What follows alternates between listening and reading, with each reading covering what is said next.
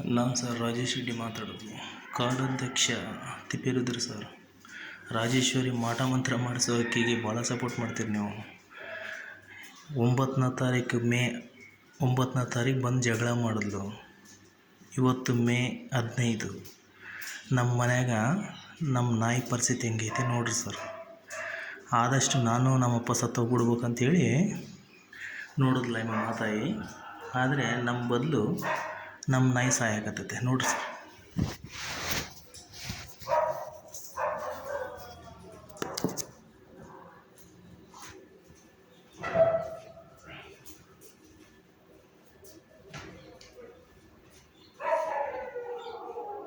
ಪರಿಸ್ಥಿತಿ ಇಲ್ಲ, ಸಾಯೋ ಪರಿಸ್ಥಿತಿಯೂ ಇಲ್ಲ.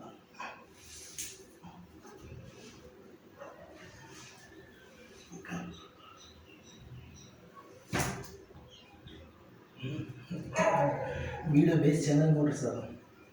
ಇದು ಜಗಳ ಮಾಡೋಂತಾಗ ಜಗಳ ತಗೋಬೋದು, ಮಾಟ ಮಂತ್ರ ಮಾಡಿಸೋತ್ತಾಗ ಏನು ಮಾಡ್ತೀವಿ.